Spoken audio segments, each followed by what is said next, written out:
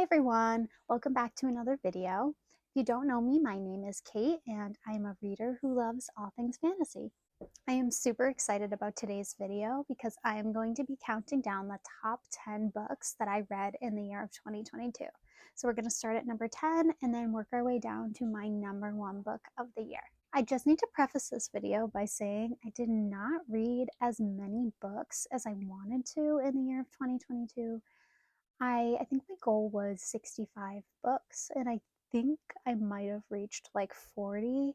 I was really busy this year, and work kind of caught up to me, and I went through a few reading slumps. So I'm really hoping that I can read more in 2023. That's one of my New Year's resolutions, is to read more next year.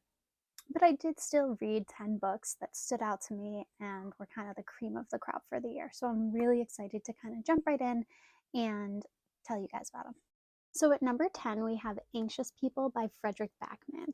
This book actually surprised me because I don't normally read literary fiction, mystery type novels, but I ate this one up. I loved it so much. If you don't know what this book is about, we follow a father-son police duo as they try to uncover the mystery surrounding a bank robbery. We follow not only the police duo, but also all of the hostages that were involved in this bank robbery. What I really loved about this novel is how you get in the heads of each of the characters, and through that, the story begins to unfold. Anxious People is beautifully written. Frederick Backman, he has a way with words, let me tell you. He keeps you guessing the entire time. I never knew what was going on, and I always just wanted to keep reading to figure it out. He's also a master of foreshadowing. So he'll put something into the book at one point, and then you'll keep reading and you'll kind of forget about what he said. And then as you're going on, something else will pop up and you'll be like, oh my gosh, now I understand why he said that at the beginning. It's really just beautifully written, and I would highly recommend this book to anyone. Like I said, I don't typically read this genre, and yet I still really enjoyed it and flew through it. After I finished it, I actually gave it right to my mom, and I was like, you need to read this. And she reads once in a while, but she's not like a big reader, and she also flew through this book. It's like one of the fastest books I've ever seen her read, so highly recommend this one. Okay, so moving on to number 9 on my list, I have Caraval by Stephanie Garber. This book was so much fun. It kept me on the edge of my seat, and I thoroughly enjoyed my time reading it. So if you don't know what this novel is about, we follow our main characters Tella and Scarlet as they're whisked away from their home to participate in a competition known as Caraval. This competition is really mysterious, and Tella and Scarlet don't really know what they're getting into when they start the competition. No one knows throughout this competition what's real and what's an illusion, so Tella and Scarlet have to determine what's really going on throughout the competition in order to win. The story is full of magic, love, wonder, and I just absolutely adored it. I read it on a 5-hour flight, and I could not put the book down. The flight felt like 5 seconds because I was just flying through this book.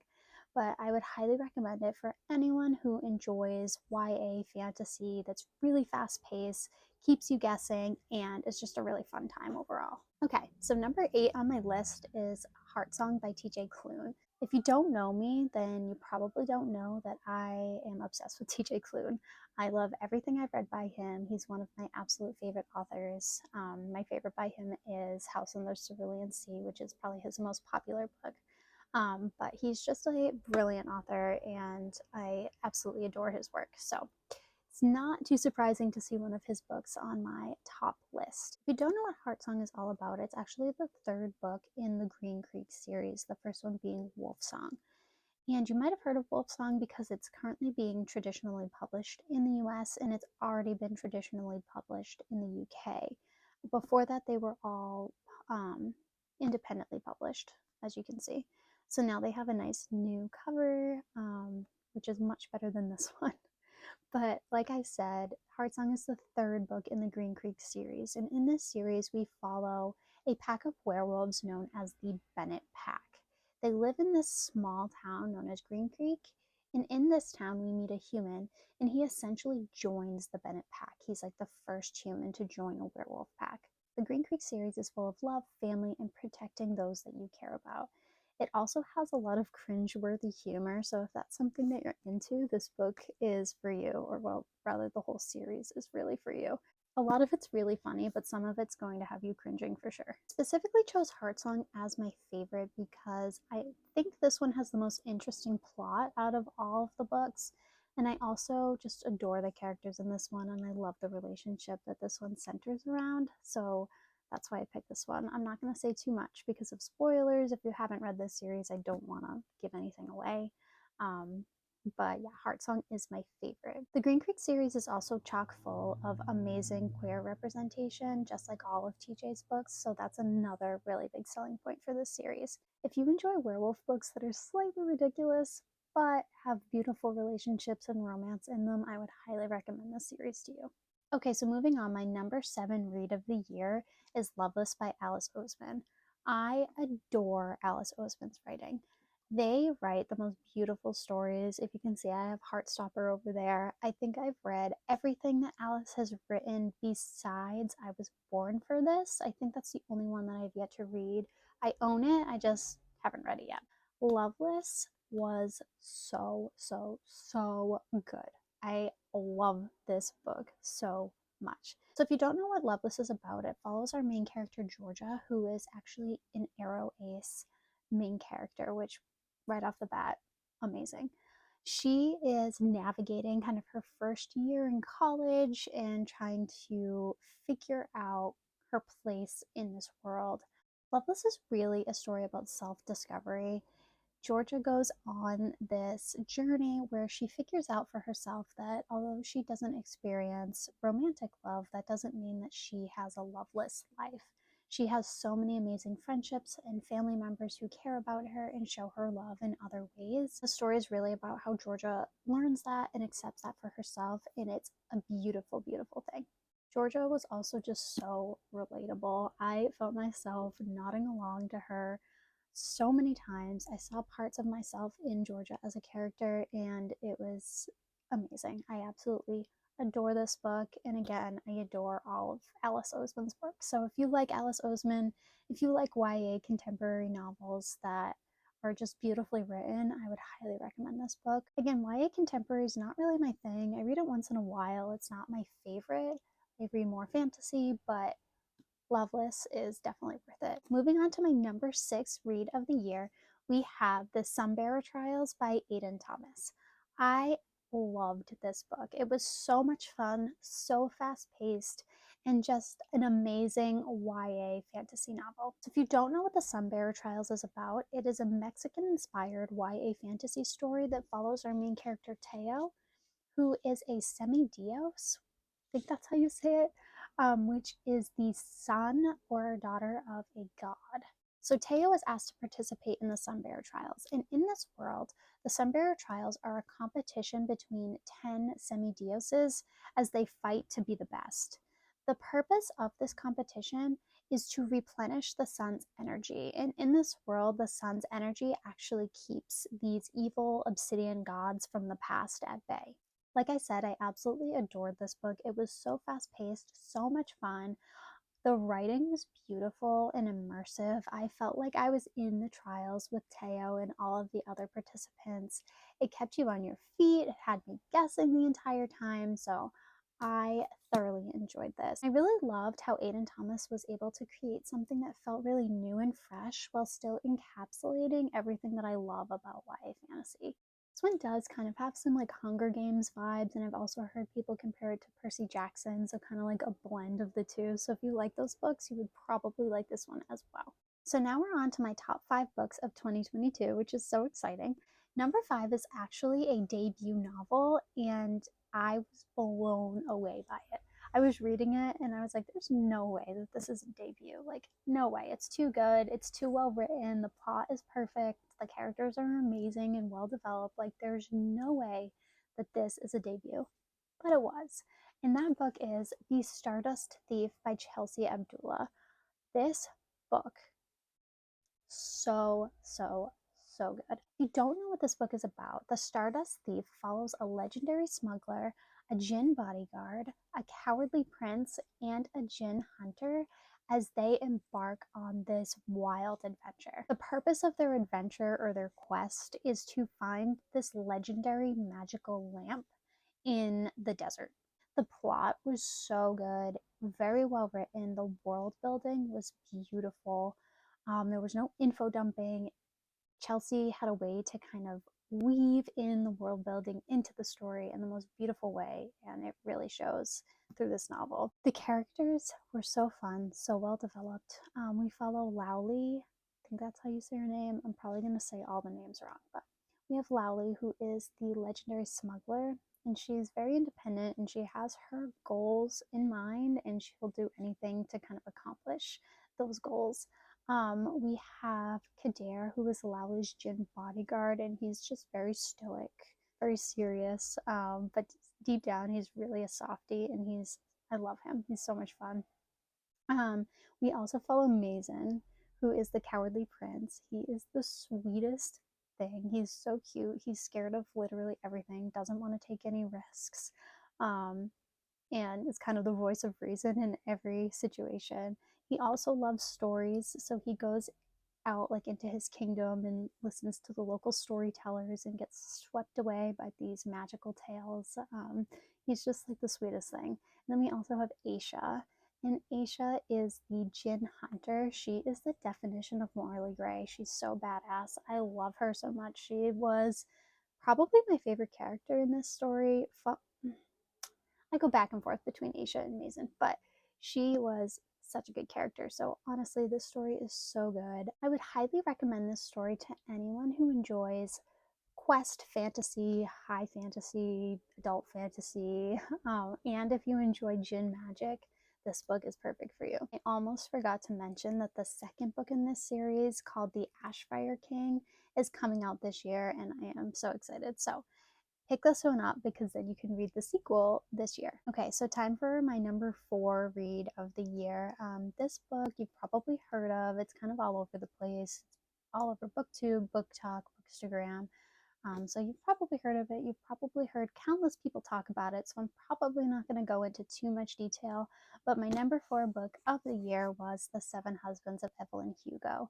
Again, this is kind of outside of my reading taste, being a literary fiction romance type story, but it was so good and definitely deserves a spot on my top list of the year. If for some reason you don't know what this book is about, we follow a journalist as she gets the opportunity of a lifetime to interview an old Hollywood superstar known as Evelyn Hugo. And Evelyn actually, throughout her lifetime, has had 7 husbands. So the reporter is able to kind of get Evelyn's side of the story and better understand and help the world better understand Evelyn's story and why she had 7 husbands. The story was beautifully written. It was so gripping. And my favorite part was that Evelyn actually felt like a real person. There were like a bunch of times when I was reading this book that I was like, wait, is Evelyn actually real? Like, is she a real person?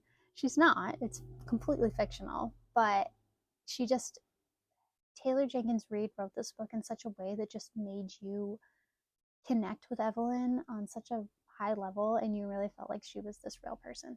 I would recommend this book to really anyone. Like I said, this isn't my typical genre, but I think anyone could enjoy this book. But specifically, if you do like literary fiction, romance type stories, this one is definitely one to check out. So my number 3 read of the year was Grey Warren by Maggie Stiefvater. If you don't know me, you probably don't know that I am a super fan of the Raven Boys trilogy. It's my favorite series of all time. I am obsessed with it. If just ask anyone I know, they can probably tell you that my favorite series is the Raven Boy series. Grey Warren is not part of that series. It's actually like a spin-off. It's part of a series known as the Dreamer Trilogy that follows one of the Raven Boys and his brothers. I read the Raven Cycle 5 years ago and I fell in love with the story. I was on a vacation and I was seeing the Raven Boys everywhere. I was like, oh, everybody keeps talking about these books. Like, let me just pick it up and try it. I like don't remember the vacation. I was so into the series, and to this day, nothing has topped it. I don't think anything will ever top it. It is my all-time favorite series ever. So if you don't know what the Raven Cycle is, what are you doing? Go read it right now. But seriously, it follows our main character, Blue, who is the daughter of a psychic, and she lives in this house full of psychics. But Blue herself is not a psychic. But she's been told all her life that she will kill her true love with a kiss. In come the Raven Boys, who are this group of prep school boys who attend Aglenby Academy, which is this prestigious all-boys school in a fictional town known as Henrietta, Virginia. The Raven Boys kind of slide into Blue's life unexpectedly and throw her for a loop. Everything she thought about Aglenby Academy and the prep school rich boys is changed when she meets these Raven Boys. The Raven Boys is a 4-book series that is just so magical. It's full of friendship, it's full of love and adventure, and dead Welsh kings. You gotta read to find out. And like I said, Greywarren is the 3rd and final book in the Dreamer trilogy, which is the spin-off about one of the Raven Boys named Ronan and his brothers. I'm not going to say too much because this whole trilogy is basically one big spoiler for the Raven Cycle, so I don't want to spoil anyone. Obviously, this book made my list because, again, it's a spin-off from my all-time favorite series, and it's the last book, so it was kind of the wrap up to the Raven Boys into all of my favorite characters, and specifically my favorite character, Adam Parrish. I'm going to control myself and not go on a rant about how much I love him right now, but I'm sure people who know me are watching this like, oh, she wants to talk about Adam Parrish for 25 minutes. You're right. But he's in this book extensively, so again, brownie points there. Okay, so now we're getting into my top 2 reads of 2022. My number 2 read is The Atlas 6 by Olivia Blake. This book is also everywhere. There's been a lot of people who have read this year, and I've seen so much talk, so much hype, so you've probably heard a lot about it. So again, I'm not going to go into too much detail, but I loved this book. This is kind of one of those books that people either really love or really hate. Like, I have some friends who despised this book, and then I have friends who are like me and absolutely loved it. So it's kind of just based on your opinion and how you feel when you're reading it.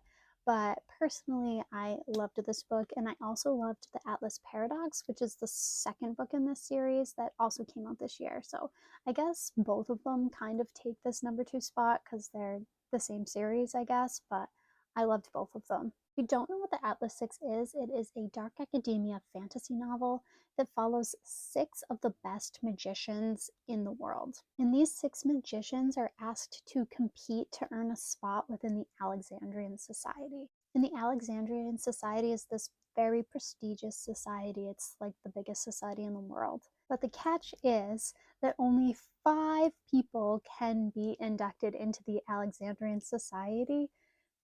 That means 1 person doesn't make it. So each of the magicians in this book have their own specialties. So we follow Libby and Nico, and they have the ability to manipulate the physical world. So then we also follow Rena, and she has the ability to control plants. Sounds kind of weird, but it's really cool. She can like make them grow, she speaks to them in a way, and she can make them do things for her. We also follow Parisa, who is a telepath who can read people's minds, basically. We also follow Callum, who is an empath, and what that means is he can manipulate people's emotions to make them do whatever he wants. Finally, we have Tristan, who has the power to see through illusions. If you like books that are dark academia, fantasy, have really complex and unique magic systems, and morally gray characters, I would highly recommend this book to you. Okay, now it's time for my number 1 book of 2022. And I'm sure you've heard a lot about this book. I'm sure it's number 1 or at least in the top 5 of a lot of fantasy lovers' lists because this was one of the most beautifully crafted fantasy novels I have ever read. And that book is none other than Babel by R.F. Kuang. I knew I would enjoy this book because I love The Poppy War, which is R.F. Kuang's high fantasy trilogy. It's my favorite adult fantasy trilogy ever. It is so good. So I knew going into this book that I was going to enjoy it, but I just didn't realize how impactful it really is. This book was beautifully written and it tackled some really important issues surrounding race, and overall it's just a fantastic novel. So if you don't know what Babel is about, we follow our main character Robin, who's taken away from his home in Canton and brought to England. Robin was brought to England for the sole purpose of being groomed to one day attend Oxford University's Institute of Translation. And the Institute of Translation is like the most prestigious part of Oxford University, and it takes place in a tower known as the Tower of Babel. The story follows Robin as he attends Oxford University's Institute of Translation. However, while he's there, he starts to uncover some dark secrets around Babel and the Institute.